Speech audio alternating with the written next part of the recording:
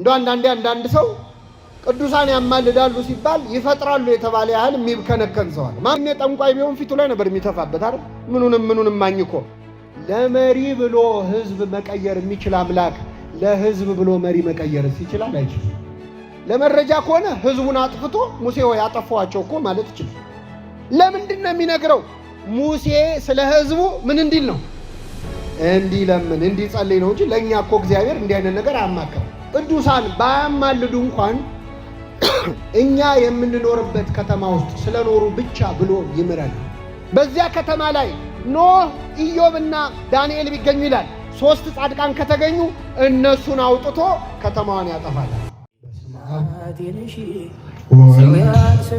ወመንፈስ ቅዱስ አሐዱ አምላክ አሜን። እናማት በስመ አብ ወወልድ ወመንፈስ ቅዱስ አሐዱ አምላክ አሜን።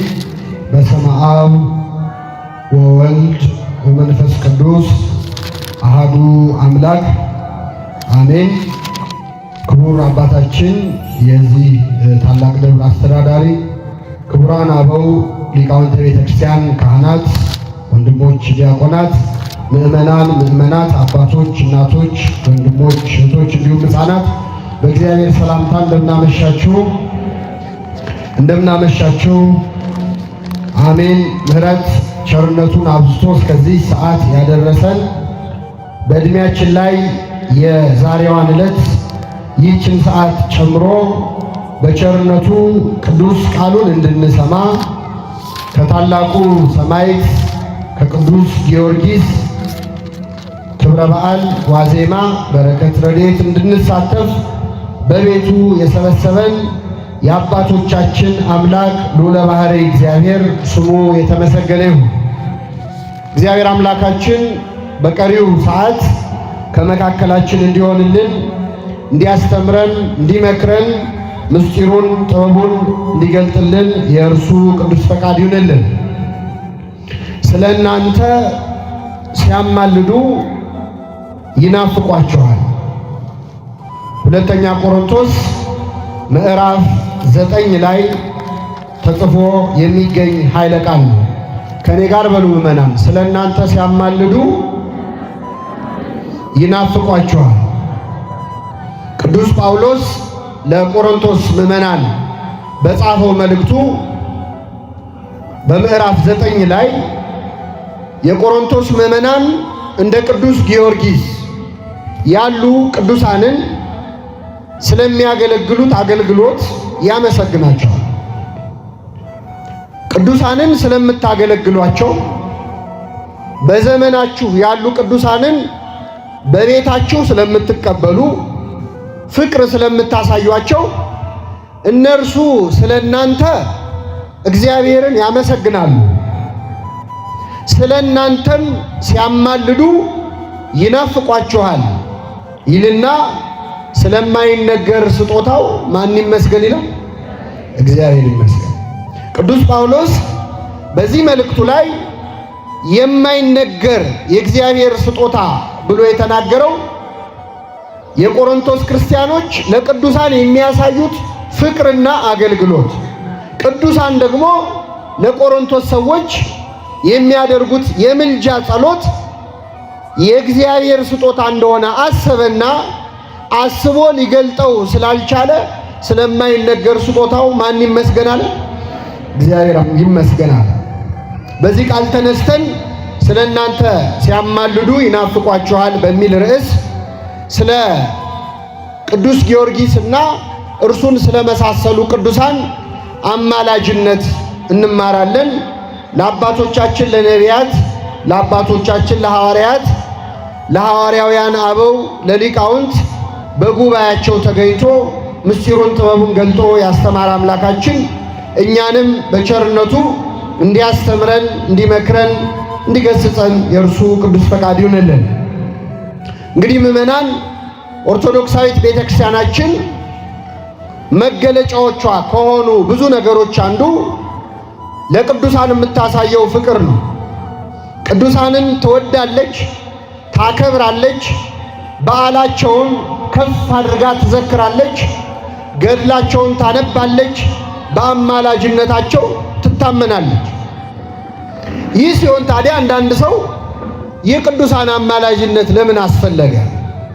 እግዚአብሔር ለምኑ ይሰጣችኋል፣ መዝጊያን አንኳኩ ይከፈትላችኋል፣ እሹ ታገኛላችሁ ብሎ ሳለ በቀጥታ እግዚአብሔርን መለመን እየተቻለ ወደ ቅዱስ ጊዮርጊስ፣ ወደ ድንግል ማርያም፣ ወደ ጻድቃን፣ ወደ ሰማዕታት የምልጃ ጸሎትን ለምን እናቀርባለን?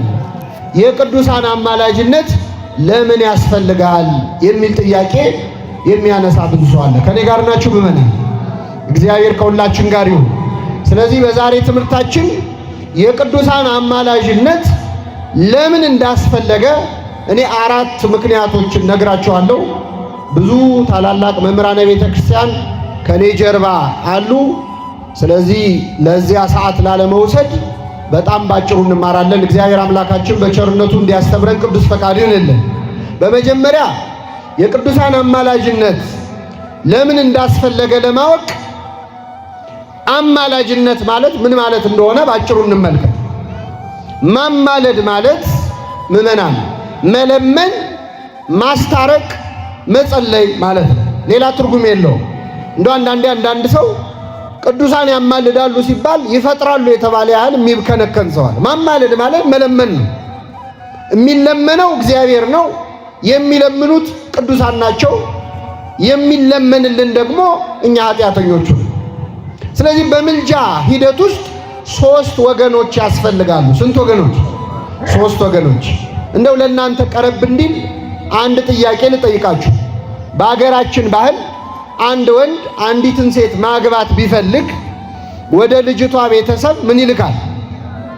አቤት ሽማግሌ ይልካል። ሽማግሌዎቹን ምኑ እንዲሆኑ ነው የሚልካቸው? እንዲያማልዱ ነው አይደለ? ጋብቻ ሲሆን ነቃ አላችሁ። ስለ ጋብቻ እንማር እንዴ? አዎ፣ አማላጆች የሚሆኑት ምኖች ናቸው? ሽማግሌዎች። ተማላጁ ማን ነው? ተማላጁ ማን ነው? የልጅቷ ቤተሰቡ። አስማላጁ ማን ነው? አማላጅ የሚልከው ደግሞ ሙሽራው ነው አይደል? ስለዚህ ስንት ወገኖች አሉ? ተማላጅ አለ፣ አማላጅ አለ፣ አስማላጅ አለ። ምልጃ 3 ወገን ይፈልጋል። ምን አይነት ሰው ነው ሽማግሌ አድርጎ የሚልከው? አንድ ወንድ አንዲትን ሴት ለማግባት ፈልጎ እጇን ስጡኝ ብሎ ወደ ቤተሰቦቿ አማላጅ ሲልክ የሚልካቸው ሽማግሌዎች ምን አይነት ናቸው? አንደኛ ከነስማቸው ሽማግሌዎች ናቸው አይደል? በእድሜ የከበሩ፣ ቢናገሩ የሚሰሙ፣ ግርማ ሞገስ ያላቸው፣ ክብር ያላቸውን ሰዎች ይልካል። የሚልካቸው ሽማግሌዎች ማንነት ለዚያ ቤተሰብ ያለውን ምን ያሳያል? አክብሮት ያሳያል። ልብ አድርጉ። ግን ሽማግሌ የሚልክ አንድ ወጣት እንደው ሽማግሌ በመላክ ፈንታ ሰፈር የበጠበጡ ዱርዮች ሰብስቦ ቢልክ ልጅቷ ልትሰጠው ትችላለች? አትችልም። የሚልካቸው ሽማግሌዎች ማንነት ለዚያ ቤተሰብ ያለውን ምን ያሳያል? አክብር። እንደው ለሃይማኖት ሲሆን እንደዚህ ብትመልሱ እንዴት ጥሩ ነው ሆናት። ልብ አድርጉ። ተማላጅ እግዚአብሔር ነው። አማላጆች ቅዱሳን ናቸው። ያው ኃጣንም በአቅማችን እናማልዳለን፣ አይሰራም እንጂ አንዱ ይጸልያል እኮ እንሞክራለን። ግን የሚሰራ ስለሆነ ምልጃ በስልጣን ደረጃ የቅዱሳን። ጻድቃንም አማልዱን ይላሉ፣ ግን እንደኛ ምልጃ ያስፈልጋቸውም። እነሱ ጸልየው ይሰማል። ተማላጅ አለ፣ አማላጅ አለ፣ አስማላጅ አለ። ወደ እግዚአብሔር የምንልካቸው አማላጆች ማንነት አሁን ጊዮርጊስ አማልደኝ ስንል አንዳንድ ሰው ጊዮርጊስን ያከበርን ይመስለዋል። እያከበርን ያለነው ከጊዮርጊስ በላይ ማንን ነው? እግዚአብሔርን ነው። የከበሩትን ቅዱሳኑን፣ በፊት ደማቸውን ያፈሰሱትን ሰማዕታቱን፣ በእግዚአብሔር ፊት ሞገስ አግኝተሻል የተባለች ድንግል ማርያምን ታማልደን ስንል እያከበርን ያለነው ቅዱሳኑን ሳይሆን ማንን ነው? እግዚአብሔር። አንተ ፊት መናገር አይገባንም። ለአንተም የሚመጥኑ እነሱ ናቸው። አንተን ለመለመን ጸሎታችንን ተቀባይ የሚያደርግ ምግባር የለንም ስንል በምልጃ ውስጥ እያከበርን ያለነው እግዚአብሔር። ይህን ካየን ምእመናን ምልጃ ለምን እንዳስፈለገ እኔ 4 ምክንያቶች እነግራችኋለሁ። የመጀመሪያው የቅዱሳን አማላጅነት ያስፈለገው እኛ ኃጢአተኞች ስለሆንን ነው። ከኔ ጋር በሉ፣ እኛ ምን ስለሆንን? እስቲ ከዚህ መካከል ኃጢአት የሌለበት ሰው አለ? እንደው መከራከር አምሮት እኔ የለብኝም ካለ ዛሬ ገና ሰራ ማለት ነው ኃጢአት። ኃጢአት የለብኝም ማለት ራሱ ኃጢአት። ኃጢአት የለብንም ብንል ራሳችንን እናስታለን፣ እውነትም በእኛ ውስጥ የለም ይላል። ከኛ መሃል ኃጢአት የሌለበት ሰው የለም። ኃጢአት ደግሞ ምእመናን ጸሎት ተቀባይነት እንዳያገኝ ያደርጋል። መጽሐፍ ቅዱስ በዚህ ጉዳይ ግልጽ መጽሐፍ በዮሐንስ ወንጌል ምዕራፍ 11 ላይ አንድ ዕውር ሆኖ የተወለደ ሰው ነበር። ይህንን ሰውዬ ታስታውሱ ከሆነ አምላካችን መድኃኒታችን ኢየሱስ ክርስቶስ ባየው ጊዜ አዘነለት ይላል።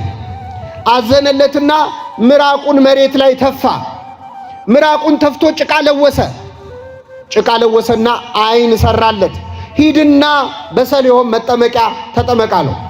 ያ ሰው ወዲያውኑ ሄደ፣ ተጠመቀ፣ እያየ መጣ ይላል። እግዚአብሔር የተመሰገነ ይሁን። ክርስቶስ ይህን ተአምር አደረገ።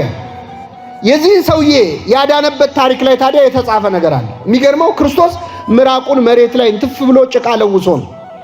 ቅዱስ ኤፍሬም ሶርያዊ ምን ይላል? ጌታ ሆይ የዕውሩን ዓይን ባበራህ ጊዜ ላድነው ነው ብለህ ፊቱ ላይ አልተፋህበትም፣ የተፋኸው መሬት ላይ ነው ይላል። አክብረኸው ሰው ነውና አክብረኸው ላድነው ነው ብለህ ፊቱ ላይ አልተፋህም ይላል። ይሄኔ ጠንቋይ ቢሆን ፊቱ ላይ ነበር የሚተፋበት አይደል? ምኑንም ማኝኮ። ክርስቶስ ግን አክብሮ መሬት ላይ እንትፍ ብሎ ዓይኑን አበራለት። ጌታዬ ሆይ በእኔ ላይ ግን በፊቴ ላይ እንትፍ በልብኝ፣ በፈቃድ ያጠፋሁትን ዓይኔን በፈቃድ አብራልኝ ይላል። የሁላችን ዓይን ያብራለን እና ይህንን ሰውዬ ዓይኑን አበራለት። ልክ ዓይኑ ሲበራ አይሁድ ተበሳጩ፣ መጥተው ተቃወሙት ይላል። እንዴት ዓይን በራ አይደለም ያሉት። ብዙ የተቃውሞ ንግግር አደረጉ። ካረጉት ንግግር መሃል ክብር ይግባውና ይህ ሰውዬ ኃጢአተኛ እንደሆነ እናውቃለን አሉ። ክርስቶስን እኮ ኃጢአተኛ ነው ይህ ሰውዬ አሉት። ሲሉት ምን አለ? ዮሐንስ ወንጌል ምዕራፍ 11 ቁጥር 38 ላይ ታገኙታላችሁ። እግዚአብሔርን የሚፈራ ፈቃዱንም የሚያደርግ ሰው ቢኖር እርሱን እግዚአብሔር ይሰማዋል እንጂ ኃጢአተኞችን እንደማይሰማ እናውቃለን አለ። ምኖችን አይሰማ? ኃጢአት ጸሎት እንዳይሰማ ያደርጋል። መመን ልጨምርላችሁ፣ ቅዱስ ጴጥሮስ በመልእክቱ ላይ የጌታ ዓይኖች ወደ ጻድቃን ናቸው፣ ጆሮዎቹም ለጸሎታቸው ተከፍተዋል ይላል። እግዚአብሔር የጻድቃንን ጸሎት ይሰማል፣ የኃጢአተኞችን ጸሎት ግን አይሰማም። ነገር በሶስት ይጸናል። ያዕቆብ በመልእክቱ ያዕቆብ መልእክት ምዕራፍ 5 ላይ የጻድቅ ሰው ጸሎት በስራዋ እጅግ ኃይልን ታደርጋለች አለ። ምን ማለት ነው? የኃጥ ሰው ጸሎት ግን በስራዋ ኃይል አታደርግም ማለት ነው። ስለዚህ ጸሎት ተቀባይነት እንዳያገኝ ኃጢአት ምክንያት ሆኖ ይከለክላል። ስለዚህ ቅዱሳን ያማልዱን ስንል በሌላ ቋንቋ እኛ ምንድነን እያልን ነው ማለት ነው? ኃጢአተኞች ነን። ብንጸልይ አንሰማም። ከኔ ጸሎት ይልቅ የጊዮርጊስ ጸሎት ይሻላል፣ ከኔ ጸሎት ይልቅ የድንግል ማርያም ጸሎት ይሻላል በማለት ውስጥ ምእመናን ትህትና አለ፣ ኃጢአትን ማመን አለ፣ ንስሐ አለ። ቅዱሳን አያስፈልጉኝም እኔ በለምን እሰማለሁ ማለት ግን በተዘዋዋሪ እኔ ኃጢአት የለብኝም ማለት ነው። እግዚአብሔር ደግሞ አይደለም ከጊዮርጊስ ጋር እኔ ከወንድሜ እሻላለሁ እንድል አይፈልግም እኮ። ቅዱስ ጳውሎስ በፊልጵስዩስ መልእክቱ ምን አለ? ማንም ከእርሱ ይልቅ ባልንጀራው እንደሚሻል በትህትና ይቁጠር ይላል። አይደለም ጊዮርጊስ፣ አይደለችም ድንግል ማርያም ወላዲተ አምላክ ቀርቶ ወንድሜ ከኔ የተሻለ ቢጸልይ ይጠቅመኛል እንድትል ነው እግዚአብሔር የሚፈልገው። እግዚአብሔር የእንትትና ለሁላችን ያድነን። ኃጢአትን ስናምን ማን ደስ ይለዋል ማለት ነው? እግዚአብሔር ደስ ይለዋል። ታስታውሳላችሁ፣ አንድ ጊዜ ጌታ ጴጥሮስና ጓደኞቹን ለሐዋርያነት ጠራቸው። ሲጠራቸው ሌሊቱን ሙሉ አሳ ሲያጠምዱ አድረው አንድም አሳ አልያዙም ነበር ይላል። በገሊላ ባህር ዳርቻ አገኛቸው። ክርስቶስ መጣ፣ በታንኳቸው ላይ ቆሞ አስተማረ። አስተምሮ ሲጨርስ መረቡን ወደ ጥልቁ ጣሉት አላቸው ይላል። ቅዱስ ጴጥሮስ ይህንን ሲሰማ 50 ዓመት ሙሉ አሳ ያጠመደ አሳ አጥማጅ ነው። የ50 ዓመት ልምድ አለው። ከ5 ዓመቱ ጀምሮ አሳ አጥማጅ ነው። ግን ክርስቶስ ይህን ሲነግረው ምን አለ? ጌታ ሆይ ሌሊቱን ሙሉ ስናጠምድ አድረን አንድም አሳ እንኳን አልያዝንም። ነገር ግን አሁን ስለ ቃልህ መረቡን እንጥላለን አለ። እሺ ብሎ መረቡን ሲጥለው መረቡ በአሳ ተሞላ ይላል። ሊቀደድ ደረሰ። ጴጥሮስ ደነገጠ፣ ምዕመናን ፈራ። በዚህ ትልቅ ባህር ውስጥ አሳ የቱ ጋር እንዳለ ካወቀ እና መረብ ውስጥ እንዲገባ ካደረገ በእኔ ውስጥ ያለውን ኃጢአትማ እንዴት ያውቅብኝ ይሆናል? ፈራ። ከክርስቶስ እግር ስር ተደፋና ጌታ ሆይ ኃጢአተኛ ነኝና ከኔ ተለይ አለው ይላል። እስቲ በሉ ኃጢአተኛ ነኝና ከኔ ተለይ። አሁን ጴጥሮስ ጌታን ጠልቶ ነው ወይስ ራሱን ጠልቶ ነው? ራሱን ነው፣ ሕይወቱን ነው። እኛ ቅዱሳን ያማልዱን፣ በአንተ ፊት በምን አቅማችን እንጸልያለን? እነሱን ብለህ ማረን ስንል ክርስቶስን ርቀ ነው ቅዱሳንን የበለጠ ወደን አይደለ። የጠላን የተጸየፍነው የገዛ ኃጢአታችን። እግዚአብሔር ደግሞ ደስ ይለዋል ቅዱሳኑ ከፍ ሲሉ፣ እኛ ኃጢአተኞች ኃጢአታችንን ስናምን ደስ ይለዋል። ያኔ መልስ ይሰጣል። አንድ ልጨምርላችሁና ወደ ሁለተኛው መጣል። አንዲት ሴት ክርስቶስን ልጄን ፈውስልኝ እያለች መጣች። ጌታ ሆይ ልጄን አድንልኝ፣ ጌታ ሆይ ልጄን ማርልኝ አለች። ኢየሱስ ግን ዝም አለ ይላል። ምን አለ? ዝም አለ። ለምኑ ይሰጣችኋል ያለ አምላክ ዝም አላት። በኋላ ደጋግማ ጮኸች። ልጄን ማርልኝ፣ ልጄን ማርልኝ ጮኸች። ይህን ጊዜ ደቀ መዛሙርቱ ጮኸቷ ረበሻቸው። ወደ ጌታ መጡና ጌታ ሆይ ከኋላችን እየጮኸች ነውና አሰናብታት አሉት ይላል። ይህን ጊዜ ሴቲቱን አናገራት፣ ወዲያውኑ ልጇን ፈወሰላት።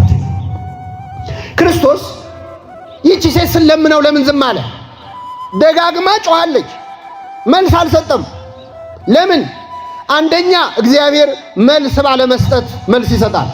የእግዚአብሔር ዝምታ እኮ ከመልስ ይሻላል። ምዕመናን፣ ከሰው መልስ የማን ዝምታ ይሻላል?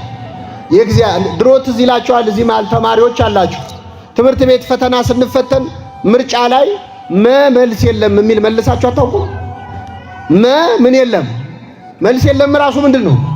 መልስ ነው። እግዚአብሔር አንዳንዴ መልስ ሳይሰጥ መቅረቱ ከሰው ንግግር የተሻለ ነው። ዝም አለ ጊዜ ስላለው ነው። ሁለተኛ ግን የቅዱሳኑ አማላጅነት እንዲገለጥ ፈለገ። ደጋግማ ስትጮህ ምን አሉ? ጌታ ሆይ ከኋላችን ትጮኻለችና አሰናብታት አሉት። አሁን ዛሬ ሰማዕቱ ቅዱስ ጊዮርጊስ ደጅ መተን እናለቅሳለን፣ እንጮኻለን።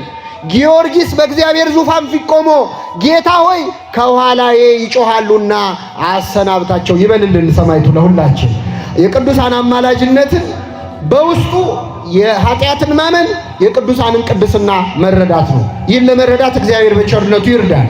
ስለዚህ የቅዱሳን አማላጅነት ያስፈለገው አንደኛ እኛ ምን ስለሆንን ነው? መልሱልኝ፣ አይቀርላችሁ ኃጢአተኞች ስለ። ሁለተኛ ከኛ ልመና በሉ እስኪ የቅዱሳን ልመና ስለሚሻል። ከኛ ልመና የማን ልመና ይሻላል? አይሻልም? ምን የኛ ልመና እኮ የረባ ልመና እኮ አለ። ለምን እንወሻሻል? አሁን የኛ ጸሎት ቢደመር የሁላችን ቢደመር እኮ አንድ ደህና ነገር አይወጣው።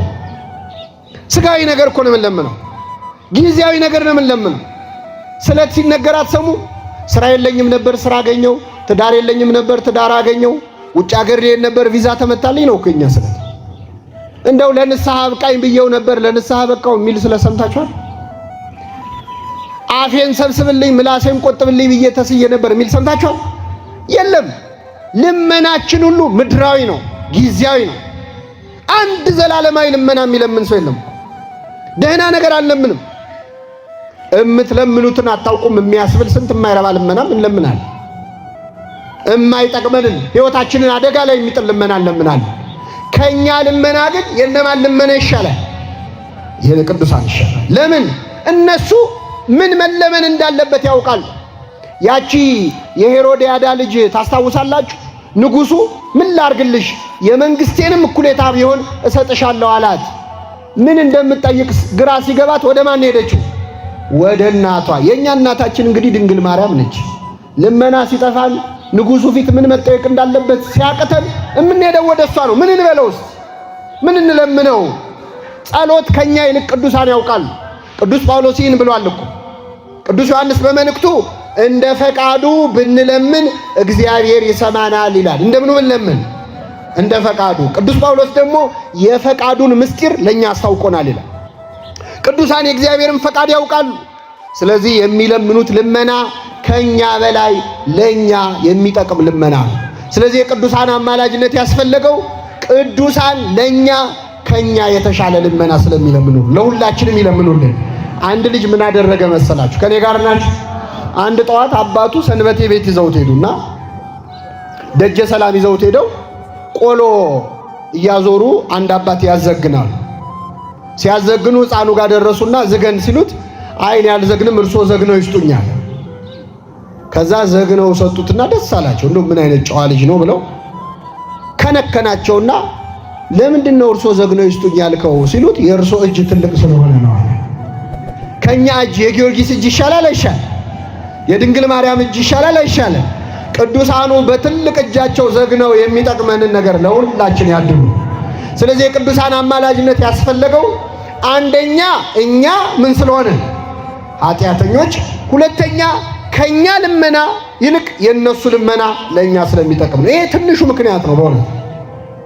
ሶስተኛ ምዕመናን የቅዱሳን አማላጅነት ያስፈለገው እግዚአብሔር በቅዱሳን መማለድ ስለሚፈልግ። እንግዲህ እግዚአብሔር ካለ ምን ማድረግ ይቻላል? እርሱ ብሏልና ሆኑ ነው የሚለው አይደል መጽሐፉ። እግዚአብሔር ካለ አለ ነው። እግዚአብሔር እኛ ኃጢአተኞች ወደ ጻድቃን ሄደን አማልዱን አማልዱን ብለን እንድንለምን ይፈልጋል። በምን አወቅን? በመጽሐፍ ቅዱስ ነው። በምን እናውቃለን? ድሮስ ኦሪት ዘፍጥረት ምዕራፍ 20 ላይ ልውሰዳችሁ። ታላቁ አባታችን አብርሃም ጻድቁ አብርሃም የእግዚአብሔር ወዳጅ ነው። ሚስቱም እንደዚሁ ለእግዚአብሔር የታመነች ነች። አብርሃምና ሳራ እያልን የምናመሰግናቸው ናቸው። አብርሃም ሚስቱን ሳራን ይዞ ጌራራ ወደምትባል ሀገር ሄደ። በሄደ ጊዜ ሳራ እጅግ በጣም መልከ መልካም ስለሆነች እሷን ፈልገው እሱን እንዳይገሉት ፈራ። ስለዚህ ሳራን ሚስቴ ናት በማለት ፈንታ እህቴ ናት አለ ይላል። እህቴ ናት አለ። የፈራው አልቀረም። የጌራራ ንጉሥ አቤሜሌክ ሳራን ባየ ጊዜ ልቡ በዝሙት ጦር ተነደፈ። ይችን ሴትማ አገባታለሁ ብሎ ዛተ። አስመጣት።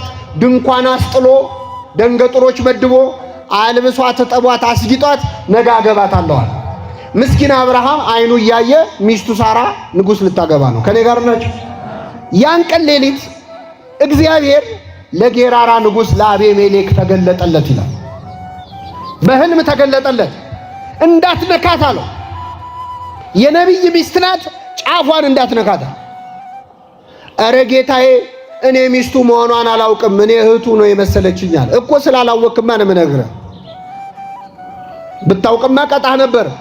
በደዌ መጥቶት ልብ አድርጉ፣ ሰውነቱ ሁሉ አባበጠ። እንዳትነካት፣ ነገ ወስደህ መልስለት።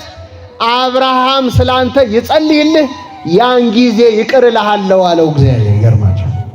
አብርሃም ስላንተ ምን ይበልልህ? ያኔ ምን እልሃለሁ? አሁን እግዚአብሔር የቅዱሳንን ምልጃ ይፈልጋል አይፈልግም? ይፈልጋል። ልብ አድርጉ። የጌራራ ንጉሥ አቤሜሌክ በዚያ ሌሊት በቀጥታ እየተነጋገረ ያለው ከማን ጋር? ከእግዚአብሔር ጋር። እግዚአብሔርን እያናገረው እንኳን ግን የቅዱሳን ምልጃ አልቀረም። እኔን ብታናግረኝም እሱ ጋር ሂድና እሱ ሲጸልይ ያኔ ይቅር እልሃለሁ አለ። አሁን የቅዱሳን አማላጅነት አያስፈልግም የሚሉ ሰዎች እኮ እግዚአብሔርን ሲያናግሩት አያድሩም። መቼስ ግን ቢያድሩ እንኳን ሌሊቱን ሙሉ በዓይንህ እያየው እግዚአብሔር ቃል በቃል ቢያናግርህ እንኳን ራሱ እግዚአብሔር ቅዱሳንን አማልደኝ እንድትል ይልካል እንጂ የቅዱሳን አማላጅነት አይቀርም። ስለዚህ እግዚአብሔር በቅዱሳን መማለድ ይፈልጋል አይፈልግም? አንድ ልጨምርላችሁ። መጽሐፈ ኢዮብ ምዕራፍ 42 ላይ እንደምታውቁት ጻድቁ ኢዮብ በምድር ላይ ብዙ መከራ ከደረሰባቸው በመከራ ምክንያትም ብዙ ዋጋ ካገኙ ቅዱሳን አንዱ ነው። ኢዮብ ብዙ መከራ ባንድ የወረደበት፣ በመጀመሪያ ሀብት ንብረቱ ጠፋ። ከዚያ 10 ልጆቹ በአንድ ቀን ሞቱበት። ኢዮብ ግን እግዚአብሔር ሰጠ፣ እግዚአብሔር ነሳ፣ የእግዚአብሔር ስም የተመሰገነ ይሁን አለ። በመጨረሻ ኢዮብ ከራስ ፀጉሩ እስከ እግር ጥፍሩ ድረስ በደዌ ተመታ፣ ቆሰለ፣ ብዙ መከራ አየ እና በዛ ስቃይ ላይ ያለ ግን ጓደኞቹ መጥተው ደግሞ አላስቀምጣሉት። 3 ጓደኞች ነበሩት ኢዮብ። በነገር ይጠዘጥዙ ነበር። በቁስሉ ላይ ጥዝጣዜ ሆናችሁብኝ ብሏቸዋል እሱ ራሱ። እና ኢዮብን እየመጡ እንዲያርግ እንዲያታርግ። አንዳንዴ ሰው በሽተኛ ልንጠይቅ ሄደን ሆድ አስብሰን የምንመጣ ሰዎች አለን እኮ አይደል? አዎ፣ በቃ የማይሆን ነገር ምንና እግዚአብሔር ይማሪ ይበቃል። እና ኢዮብን መከራ አሳዩት።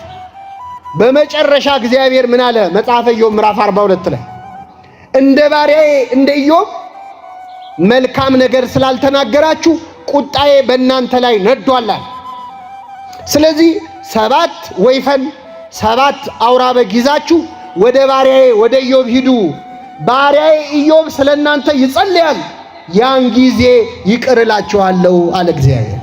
ኢዮብ ስለናንተ ምን ይላል? ያኔ ምን እላችኋለሁ? ስለዚህ እግዚአብሔር የቅዱሳንን ምልጃ ይፈልጋል አይፈልግም? ኃጢአተኞችን ወደ ጻድቃን ሄዳችሁ አማልደኝ በሉ ሲል መጽሐፍ ቅዱስ ላይ ተጽፏል። ይህ ብቻ አይደለም፣ ጻድቃንን ደግሞ እንዲያማልዱ ይገፋፋቸዋል እግዚአብሔር። ኃጥአንን አማልደኝ በሉ ይላል፣ ጻድቃንን ደግሞ ለምልጃ ይገፋፋል። ለዚህ ነው አንድ ጥቅስ ብቻ ልስጣችሁ። ዘጸአት ምዕራፍ 32 ቁጥር 32 ነው። እግዚአብሔር ከወዳጁ ከሙሴ ጋር በሲና ተራራ ላይ ቃል በቃል እየተነጋገረ ነው።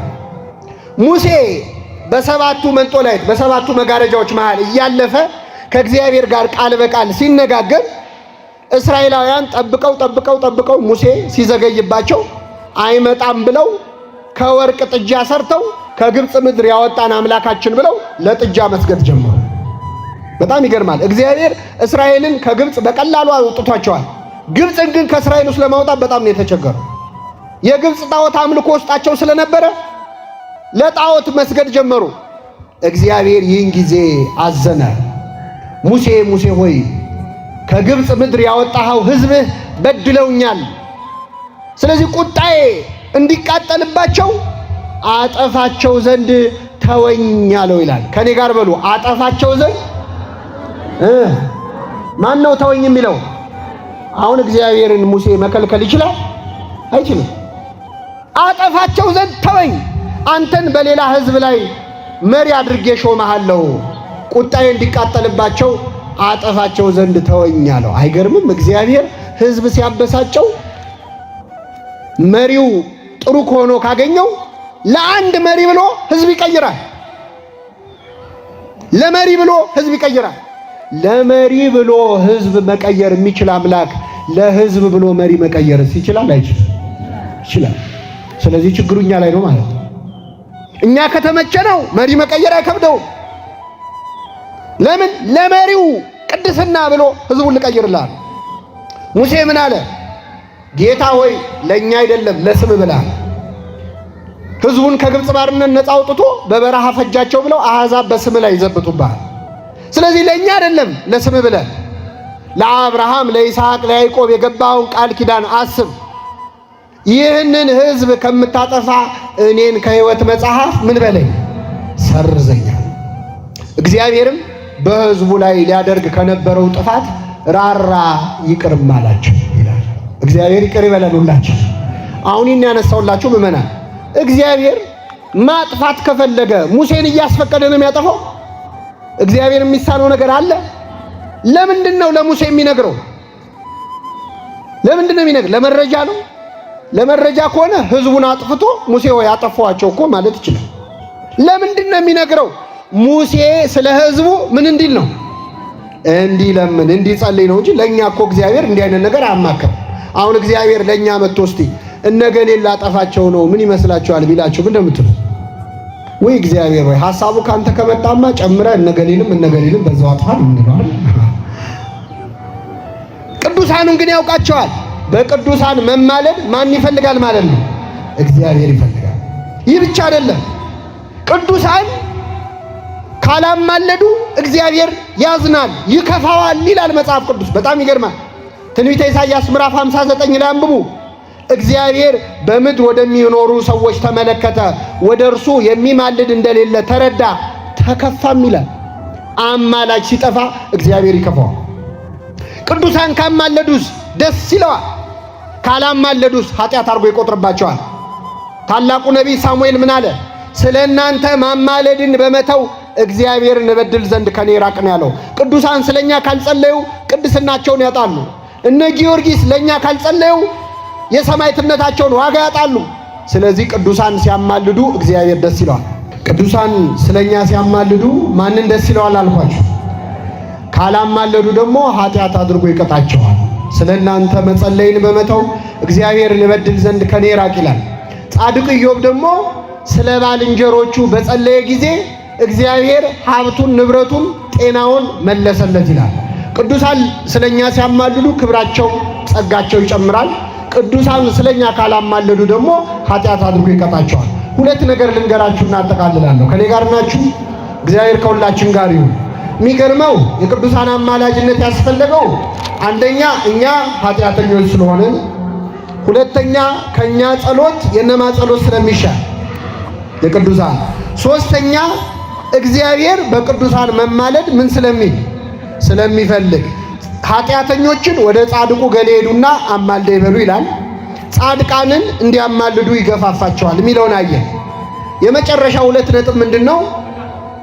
እግዚአብሔር ይገርማቸዋል ቅዱሳን ባያማልዱ እንኳን እኛ የምንኖርበት ከተማ ውስጥ ስለኖሩ ብቻ ብሎ ይምረናል። ስላማለዱ አይደለም። እኛ በምንኖርባት ሀገር ውስጥ ቅዱሳን ካሉ አብረውን ስለሚኖሩ ቅዱሳን ብሎ እግዚአብሔር ምሕረት ያደርግልናል። ሁላችንንም በቸርነቱ ይማረን። ልብ አድርጉ፣ ይህም መጽሐፍ ቅዱስ ላይ የተጻፈ ነው። አባታችን አብርሃም ከእግዚአብሔር ጋር የተነጋገረበት ታሪክ በኦሪት ዘፍጥረት ምዕራፍ 18 ላይ ተጽፎ እናገኛለን።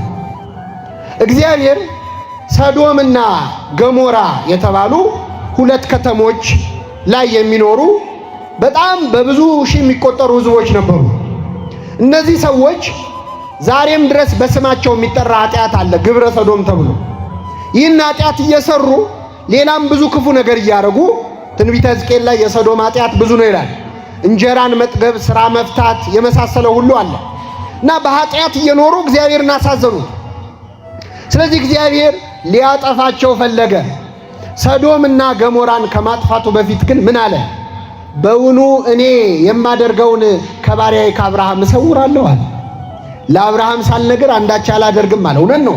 ነቢዩ ሐጌም በእውነት ጌታ እግዚአብሔር ምስጢሩን ለነቢያት ካልተናገረ በቀር አንዳች አያደርግም ይላል። ስለዚህ እግዚአብሔር ለአብርሃም ነገረው። አብርሃም ሆይ የሰዶምና የገሞራ ኃጢአታቸው በዝቷል፣ ላጠፋቸው ነው ብሎ ለወዳጁ ለአብርሃም ነገረው። አባታችን አብርሃም ይህን ሲሰማ ምን አለ? በእውነት ጌታ ሆይ የምድር ዳኛ እንኳን በቅን ይፈርድ የለ ወይ? አንተ የሰማዩ ዳኛ እንዴት አትፈርድም? እንዲያው እዛች ከተማ ውስጥ 50 ጻድቃን ቢኖሩ ይህ ሁሉ ሕዝብ መካከል 50 ጻድቃን እያለ ለ50ው ብለህ ከተማይቱን አትምርም ወይ? እንደው አብረህ ታጠፋቸዋለህ ወይ? ይህ ካንተ ይራቅ። ለ50ው ስትል ከተማውን ልትምር ይገባሃል አለው። ከኔ ጋር ናችሁ? አብርሃም ምን አለ? ይህን ምልጃ ሲያቀርብ እግዚአብሔር ምን አለው? በከተማይቱ ውስጥ 50 ጻድቃን ካገኘው ከተማይቱን ለነሱ ስል እምራለዋል። ተቀበለው አልተቀበለው? አብርሃም ሲያስበው ሰዶምና ገሞራ ውስጥ 50 ጻድቃን ላይኖሩ ይችላል። እንደው ጌታ ወይ መቼስ አንዴ መጠየቅ ጀምሬያለሁ፣ ከ50ው 5 ቢጎድልስ አለ። ስንት ቢሆኑ? አቤት እንደው 5 ጎደለ ብለህ ታጠፋለህ አለው። ስለ 45ቱ ስል ከተማይቱን ይቅር እላለዋል። 2 በሉ። አብርሃም ቀጠለ። ጌታ ወይ መቼስ እኔ አፈር ነኝ፣ አመድ ነኝ፣ ትቢያ ነኝ፣ ግን አንዴ መናገር ጀምሬያለሁ። እንደው 40 ቢሆኑ ለ40ው ስትል ከተማዋን አትምርም ወይ? አብረህ ታጠፋለህ ያለ 40 ጻድቃን ካገኘው ከተማይቱን ይቅር እላለሁ አለ። ጌታ ሆይ ይቅር በለኝ፣ እንደው 30 ቢሆኑስ አለ። ለ30ው ስል እምራለሁ አለ። እንደው የመጨረሻ ይቅር በለኝ 20 ቢሆኑስ አለ። ለ20ው ስል ይቅር እላለሁ። በቃ እንደው አንድ የመጨረሻ ልናገር አለ አብርሃም። 10 ቢሆኑስ አለ። ለ10ሩ ስል ከተማይቱን ምን እላለሁ? ይቅር እላለሁ። 6 ጊዜ እግዚአብሔር እስከ 10 ጻድቃን ካገኘው ይቅር እላለሁ አለ። የሚያሳዝነው ሰዶምንና ገሞራን በሚያካክሉ ታላላቅ ከተሞች ውስጥ 10 ጻድቃን እንኳን አልነበሩም። አይገርም? 10 እንደው ሕፃን እንኳን የለም። ለነገሩ እነሱ መውለድ ትተው ሌላ ስራ ከጀመሩ ቆይተዋል። እንዴት ሕፃን ይኖር? 10 ጻድቃን የለም። ግን ለ10ሩ ጻድቃን ስል እምራለዋል። ምናልባት 10 ብሎ ሲያቆም እዚህ መሃል ቁጭ ብለን ስንሰማ እንደው አብርሃም ትንሽ ወረድ ቢያደርገው ብላችሁ አሰባችሁ? ከ10 ወረድ ቢል የእግዚአብሔር አሰራር ይታወቃል። እግዚአብሔር በአንዲት ከተማ ላይ እስከ 10 ጻድቃን ካገኘ ከተማይቱን ይቅር ይላታል። እንደው ከምንኖርባት ከአዲስ አበባ 10 ጻድቃንን አያጥፋብን አምላካችን። እንግዲህ እስካሁን የቆየነው 10 ተገኝተው ነው ማለት ነው። እስከ 10 ካገኘ ከተማውን ይምራል። 8 9 ከሆኑስ እነሱን ያድንና ከተማውን ያጠፋል። በምን አወቅን? በኖህ ዘመን ኖህን ሚስቱን 3 ልጆቹን ከነሚስቶቻቸው 8 ሰው አድኖ ዓለምን በጥፋቷ አጥፍቶ 3 4 ከሆኑስ 4ቱን አውጥቶ ከተማውን ያጠፋል። በምን አወቅን? ከሰዶምና ገሞራ ሎጥን ሚስቱን ከነ 2 ሴት ልጆቻቸው ከከተማው አውጥቶ ከተማይቱን አጠፋ። የመጨረሻ ጥጉ 3 ሰው ነው። እስከ 3 ጻድቃን ካገኘ እግዚአብሔር እነዚያን ጻድቃን ያወጣል። ትንቢተ ሕዝቅኤል ምዕራፍ 14 ቁጥር 14 ላይ አንዲትን ከተማ ላጠፋት ብፈልግ በዚያ ከተማ ላይ ኖህ፣ ኢዮብና ዳንኤል ቢገኙ ይላል። 3 ጻድቃን ከተገኙ እነሱን አውጥቶ ከተማዋን ያጠፋታል። ከ3 ካነሱ 2 ወይ 1 ጻድቅ ከተገኘስ ለኃጥአን የመጣ ለጻድቃን ይተርፋል። እግዚአብሔር ከከተማችን የቅዱሳንን ቁጥር አያጉልብን። ቅዱሳን ካሉ ለነሱ ብሎ ይምራል ማለት ነው። ግን ለምንድን ነው እንዲህ የሚያደርገው? ምክንያቱም ራሱ እግዚአብሔር ነግሮናል። ለምሳሌ አንድ ሰው ወይን ቢተክል የተከለው ወይን አላፈራ ቢለው አንድ ገበሬ አላፈራም ብሎ ያንን ወይን ሊቆርጥ መጥረቢያ ይዞ ምሳር ይዞ ቢሄድ ሊቆርጠው ሲል ትንሽ የወይን ዘለላ ካየ ይሄ ወይን ሊያፈራ ነው ብሎ ያንን ወይን ይምረዋል። እግዚአብሔር እንዲህ ይላል ትንቢተ ኢሳይያስ ምዕራፍ 65 ከቁጥር 5 ላይ ወይን በዘለላው በተገኘ ጊዜ ሊያፈራ ነውና አትቁረጡት እንደሚባለው ስለ ባሪያዎቼ ስለ ቅዱሳን ስል እንዲያደርጋለሁ አለ እግዚአብሔር።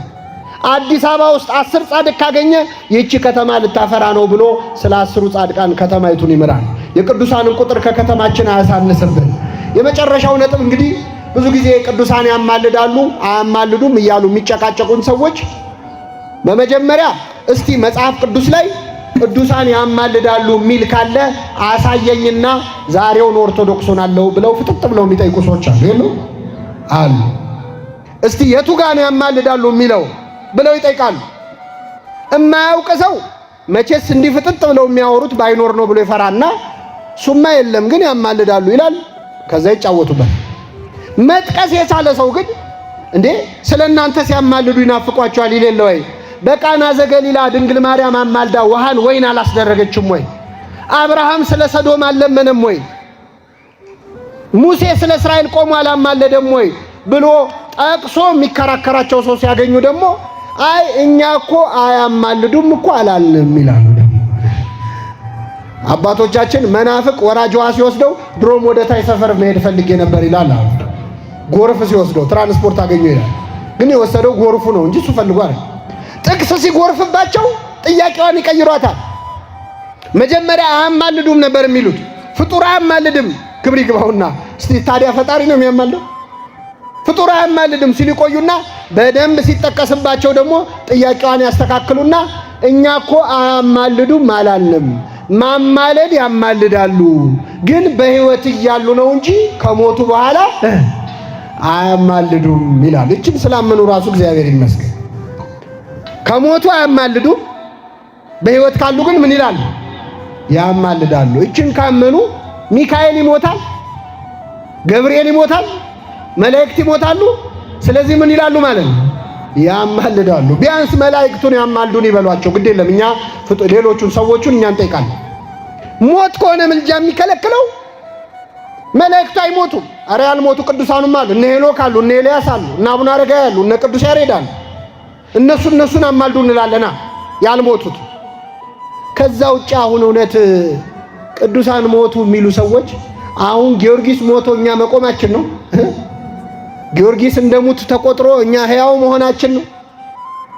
ያሳፍራል እኮ። ኃጢአተኞች ቢኖሩም እንደሞቱ ነው የሚቆጠሩት።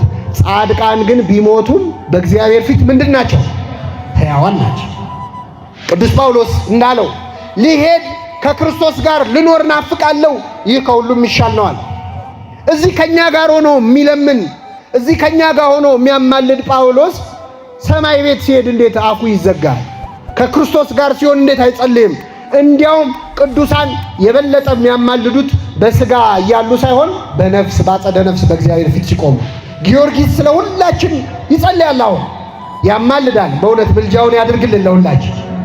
ቅዱሳን እንደውም ክብራቸው የሚጨምረው ከሞቱ በኋላ ነው። እንደው አባቶቻችን ምን ይላሉ? የጻድቅና የዶሮ ክብሩ ከሞተ በኋላ ነው ይላሉ። አሁን ዶሮ በሕይወት እያለች ትከበራለች? ከኔ ጋር ናችሁ? ዶሮ ሳሎን ውስጥ ገባ ምንድን ነው የምትሉት? እሺ ትላለች። ከታረደ በኋላ እሺ ትላለች። እሺ ነው የምትሉት አይደል? አዎ ልክ ስትታረድ ቤተሰቡ ሁሉ ይከባታል አይደል? ትከበር። የጻድቃንም ክብራቸው እንደውም የሚጨምረው በስጋ ያሉ ሳይሆን በአጸደ ነፍስ ሲሆኑ ነው። ይሄ ዝም ብሎ ሎጂክ እንዳይመስላችሁ መጽሐፍ ቅዱስ ጠቅሰን እናብቃ። የዮሐንስ ራእይ ምዕራፍ 6 ከቁጥር 10 ላይ በእግዚአብሔር ፊት ይላል ስለ ክርስቶስ መስክረው የታረዱትን ሰማዕታት በክርስቶስ ፊት ቆመው አዩአቸው ይላል። እነ ጊዮርጊስን 144,000 ሕፃናት ሰማዕታቱን በክርስቶስ ፊት ቆመው አዩአቸው። አቤቱ የሰራዊት ጌታ እግዚአብሔር ሆይ ደማችን በምድር ላይ እስከ መቼ ይፈሳል? እስከ መቼ አትፈርድም? ብለው ሲለምኑ አዩአቸው። እንደነሱ የሚገደሉ የሌሎች ሰማዕታት ቁጥር እስኪሞላ ድረስ ለጥቂት ጊዜ እንዲያርፉ ተነገራቸው። ነጭ ልብስም ተሰጣቸው ይላል። እነ ጊዮርጊስ ነጭ ልብስ ለብሰው በሰማይ ስለ ሁላችን እየጸለዩ ነው። ምዕመናን ደስ ይበላችሁ። በዚህ ልብ አድርጉ። ስለ ክርስቶስ መስክረው የሞቱ ሰማዕታት ነው ያለው። ሞተዋል በስጋ በአጸደ ነፍስ ግን እግዚአብሔር ፊት ቆመው ስለ ሁላችን ይጸልያሉ፣ ያማልዳሉ። ስለ እናንተ ሲያማልዱ ይናፍቋችኋል። ስለማይነገር ስጦታው ማን ይመስገን? የሰማነውን በልቡናችን ያሳድርብን።